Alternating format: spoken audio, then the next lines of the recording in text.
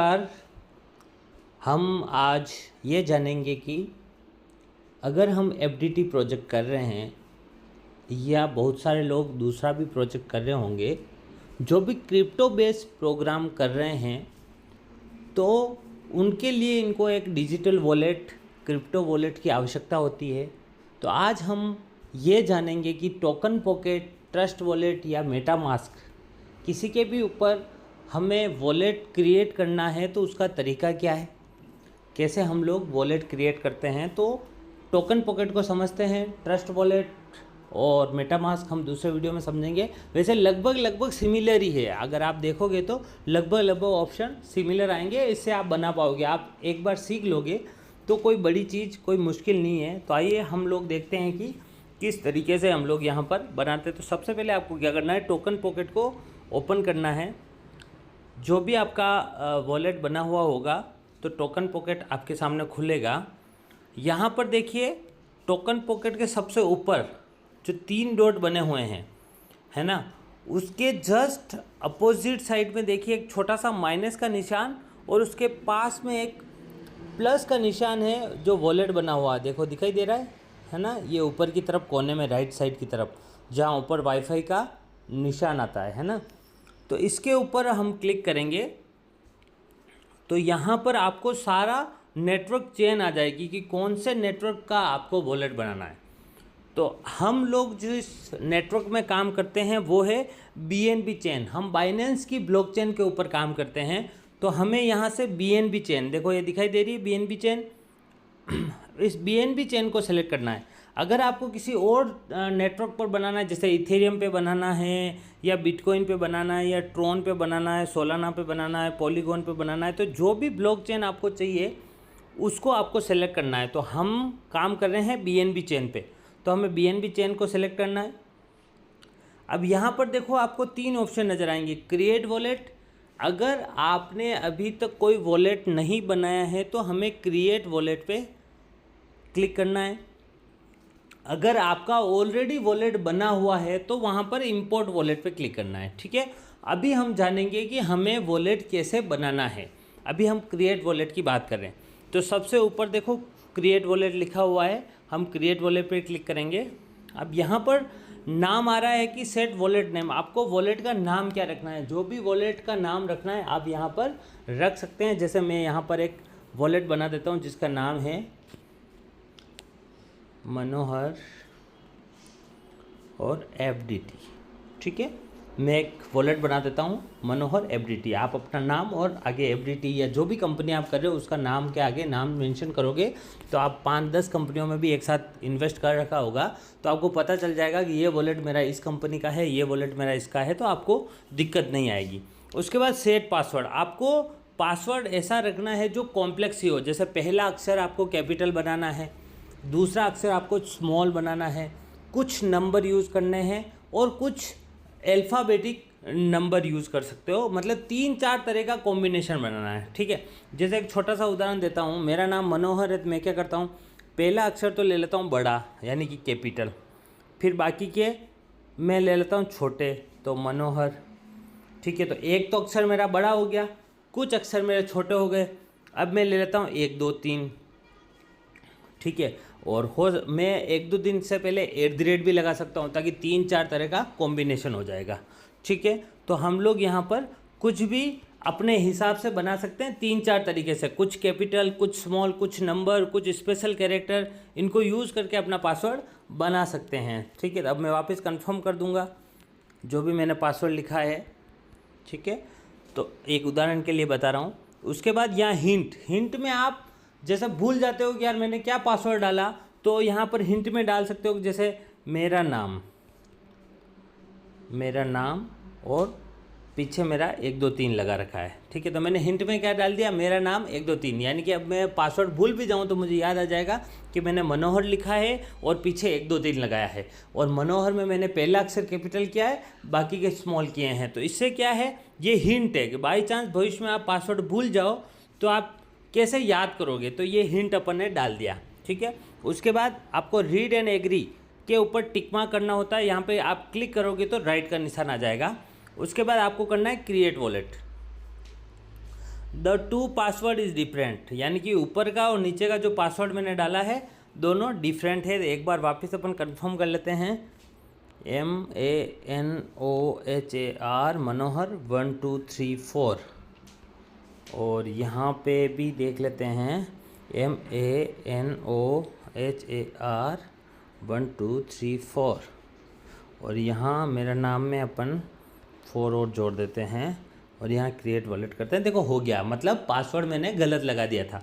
तो आप 2 बार कंफर्म डालोगे तो अगर गलत होगा तो ये एरर दे देगा, तो अगर दोनों बार जो डाला है तो सही है तो ही वो आगे बढ़ेगा, तो इसका मतलब आपका पासवर्ड सही है। अब देखो यहाँ आने के बाद आपको अंडरस्टूड, यानी कि ये कुछ बता रहा है कि आपके सारे जो एसेट्स हैं वो कंट्रोल बाय प्राइवेट की के माध्यम से होता है। इस रिकवरी फेज़ में जो 12 डिजिट लिखे हैं इनको आपको कहीं ना कहीं लिखा रखना है। भविष्य में आप इनको भूल जाते हो तो आपके सारे एसेट, चाहे वो करोड़ों अरबों के भी हैं, वो लॉस हो जाएंगे और इसके ऊपर किसी भी व्यक्ति की कोई जिम्मेदारी नहीं होगी। ये सारा लिखा हुआ है कि आपको अपनी की का स्क्रीनशॉट लेकर के नहीं रखना है, वो चोरी हो सकता है। आपको अपनी 12 डिजिट की जो की है वो किसी कागज़ पेन पर लिख के रखना है। ये सारे चीज़ अपने यहाँ पर लिखे हुए हैं। तो यहाँ पर अब आगे आने वाली 12 डिजिट की वो आपको संभाल कर रखनी है। तो अंडरस्टूड पे क्लिक करेंगे। अब ये देखो यहाँ पर इसने क्या लिखा, if I loss my recovery phase my assets will be gone, यानी कि साफ साफ बताया गया है कि अगर आप की को घुमा देते हो तो आपका सारा लॉस की जिम्मेदारी आपको होगी। आपको यस करना है, ठीक है साहब, मैं भविष्य में मेरी की का ध्यान रखूँगा। If I share my recovery phase two others my assets will be stone, यानी कि मैं मेरी रिकवरी फेज़ अगर किसी और को देता हूँ और मेरा सारा एसेट अगर चोरी होता है तो उसकी जिम्मेदारी मेरी है। It is my responsibility to keep the recovery phase safe, और ये मेरी जिम्मेदारी है कि मेरी की जिम्मेदारी मेरी है, मुझे उसको साफ सेफ और सुरक्षित रखना है, ये जिम्मेदारी मेरी है ना। तो तीनों ही चीज़ को अपन एग्री करके फिर जनरेट मेमोरी के आगे आते हैं। तो यहाँ पर देखो आपके सामने हो सकता है कि वीडियो नहीं बने। फ्रेंड्स, तो यहाँ पर मैंने वीडियो को कट किया था क्योंकि यहाँ से आगे स्क्रीन रिकॉर्डिंग करने की अपने को परमिशन नहीं होती है। कोई सा भी डिसेंट्रलाइज वॉलेट होता है तो आगे सिक्योरिटी की होती है, तो उसको स्क्रीन रिकॉर्डिंग नहीं की जा सकती। इसलिए मैंने क्या किया है, वीडियो को काटा है। अब दूसरे फ़ोन पर मैं बता रहा हूँ। यहाँ तक आने के बाद आपको कुछ नहीं करना है, इन तीनों जगह अपने को टिक मार्क करना होता है और टिक मार्क करके आपको आगे बढ़ना होता है जनरेट मेमोरी पे। जो ही आप क्लिक करोगे आपके सामने ये पेज ओपन हो जाएगा। इस पेज के ऊपर जो ये कैमरा टाइप निशान आ रहा है इसके ऊपर क्लिक करोगे तो आपको 12 डिजिट की नज़र आने लग जाएगी। तो ये आपकी 12 डिजिट की होने वाली है। इस 12 डिजिट की को हमेशा सेव करके रखने की जिम्मेदारी आप लोगों की होती है, क्योंकि यही वो की है जो भविष्य में कभी आप फ़ोन गुम जाता है आपका, या फ़ोन ख़राब हो जाता है, या आप पासवर्ड भूल जाते हो, तो इस की मदद से आप अपने वॉलेट को वापस हासिल कर पाओगे।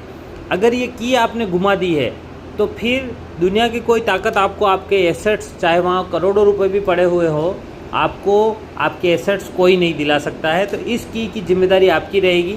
अब यहाँ से आपको क्या करना है सर, इस की को आपको किसी कागज़ या डायरी में, जो भी आपके इम्पोर्टेंट कागजात होते हैं उनके अंदर रखना है कि जिम्मेदारी आपकी रहती है। तो अभी मैं यहाँ पर आपको थोड़ा सा बता रहा हूँ, तो यहाँ कागज़ पे नहीं लिख सकता हूँ, मैं डायरेक्ट यहाँ पर कॉपी रिकवरी फेज लिखा है ना, इसको कॉपी कर लेता हूँ मैं, ठीक है।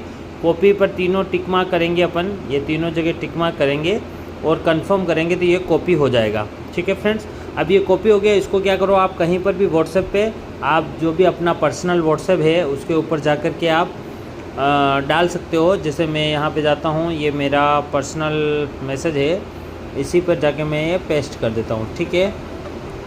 पेस्ट कर देता हूँ, ठीक है, ये पेस्ट कर देता हूँ और ये मैंने मैसेज कर दिया। तो ये मेरा सीधा का सीधा यहाँ पर आपने चला जाता है। अब आपको वापस क्या करना है, सीधा यहाँ से वापस अपने को जाना है। अपना जो वहाँ वॉलेट बन रहा था ये टोकन पॉकेट में चले गए। ये जो 12 डिजिट की है। अभी फ्रेंड्स यहाँ पर आने के बाद आपको बढ़ना है आगे, है ना। अब completed backup verify it now के ऊपर अपन क्लिक करेंगे, ठीक है। अब आगे अगर अब जो अपन ने की को कॉपी किया है तो वहाँ पर जा कर के हमें देखना है 1 2 3 4 5 6 नंबर में क्या, कौन से वाले ब्रैकेट में क्या चीज़ है। तो आपको कुछ भी नहीं करना है, सिंपल आपको यहाँ पे जाना है। देखिए नंबर 1 पे है विंटेज, फिर वॉल्यूम, फिर नो। तो आपको सेम भरना है। एक्चुअली लीडर भी अभी के अभी कॉल कर रहे हैं। Vintage, volume, no, angry tree. तो नंबर 1 पे है विंटेज, फिर 2 पे है वॉल्यूम, फिर नो, विंटेज, वॉल्यूम, नो। उसके बाद है एंग्री ट्री और ट्रे, फिर है एंग्री, फिर ट्री, फिर ट्रे, ठीक है। उसके बाद रिलीफ, मॉरल, चीफ। उसके बाद है रिलीफ, मॉरल, चीफ। उसके बाद है आपके मॉरल चीफ के बाद बोरो, क्लोक और इन्फॉर्म। बोरो, क्लोक और इन्फॉर्म, ये 12 डिजिट की अपन ने यहाँ पर फिल कर दी है। उसको देखते हुए ये 8 ट्रीज डालनी है। जो चीज़ 1 नंबर की है वो 1 नंबर में आनी चाहिए, 2 नंबर वाली 2 में आनी चाहिए, 3 नंबर वाली 3 में आनी चाहिए। थोड़ा सा भी ऊपर नीचे हुआ तो आपका वॉलेट नहीं रिकवर होगा। ओके, अब इसको कंफर्म करना होता है। तो फ्रेंड्स, ये आपका वॉलेट बन करके रेडी हो चुका है। इस तरीके से आप टोकन पॉकेट पर अपना डिसेंट्रलाइज वॉलेट बना सकते हैं। और फिर यहाँ पर USDT जो आएगी, उस USDT पे क्लिक करना है। ये USDT पे क्लिक करना है। यहाँ पर रिसीव के ऊपर क्लिक करना है। अब ये जो रिसीव एड्रेस है इसको कॉपी करना है और ये कॉपी करके या स्कैनर को भेज देना है अपने सीनियर के पास। जिस एड्रेस पर आपके सीनियर को आप पेमेंट डालोगे वो आपको USDT अवेलेबल कराएंगे और इस एड्रेस पर आपको USDT आएगा। तो इस तरीके से आप USDT रिसीव करेंगे और USDT आने के बाद कैसे ID लगती है, कैसे आगे का काम होता है, वो हम नेक्स्ट वीडियो में जानेंगे। ठीक है फ्रेंड्स, वॉलेट बनाने से रिलेटेड कोई भी दिक्कत लगती है तो आप मुझे कमेंट करें, मैं उसको समझाने के लिए दूसरा वीडियो आप तक पहुंचा दूंगा। ठीक है friends, okay, thank you very much.